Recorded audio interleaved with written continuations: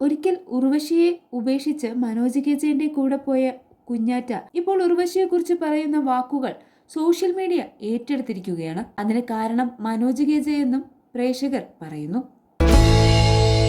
56-ാം വയസ്സിലും അഭിനയത്തിൽ പത്തരമാറ്റ തിളക്കമാണ് നടി ഉർവശിക്ക്. തൊടുന്നതെല്ലാം പൊന്നാക്കുന്ന താരം. കൈവയ്ക്കുന്ന സിനിമകളെല്ലാം സൂപ്പർ ഹിറ്റുകളാണ്. 8-ാം വയസ്സിൽ അഭിനയ രംഗത്തേക്കെത്തിയ ഉർവശി 1978-ൽ റിലീസായ വിടരുന്ന മുട്ടുകൾ എന്ന മലയാള സിനിമയിലായിരുന്നു അരങ്ങേറ്റം. പിന്നീട് കതിർമണ്ഡപം എന്ന സിനിമയിൽ ജയഭാരതിയുടെ മകളായി അഭിനയിച്ചു.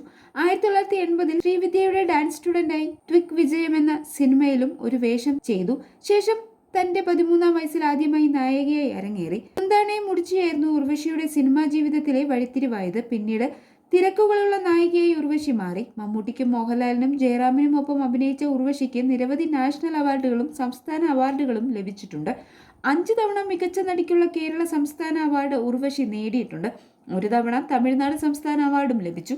അച്ചുവിന്റെ അമ്മയ്ക്ക് നാഷണൽ അവാർഡ് നേടിയ ശേഷം ഉള്ളൊഴുക്ക് എന്ന ചിത്രത്തിലൂടെ വീണ്ടും നാഷണൽ അവാർഡിലേക്ക് ഉർവശി എത്തുന്നു. എന്നാൽ ഇപ്പോൾ കുഞ്ഞാറ്റ പറഞ്ഞ കാര്യമാണ് സോഷ്യൽ മീഡിയ ഏറ്റെടുത്തിരിക്കുന്നത്. നാഷണൽ അവാർഡ് വിന്നറായ അമ്മയുടെ മകൾ അങ്ങനെ അറിയപ്പെടുന്നതിൽ തനിക്ക് അഭിമാനമെന്നാണ് ഇപ്പോൾ മകൾ കുഞ്ഞാറ്റ എന്ന തേജലക്ഷ്മി കുറിച്ചത്. എന്നാൽ കുഞ്ഞാറ്റ ഇങ്ങനെ പറഞ്ഞതിൽ മുഖ്യ പങ്ക് മനോജ് കെ ജയനെന്ന് പ്രേക്ഷകർ പറയുന്നു. അമ്മയെക്കുറിച്ച് മോശം പറയാതെ നല്ലത് മാത്രം പറഞ്ഞു വളർത്തിയ മനോജ് കെ ജയൻ എന്ന അച്ഛനും ബിഗ് സല്യൂട്ടാണ് പ്രേക്ഷകർ നൽകുന്നത്.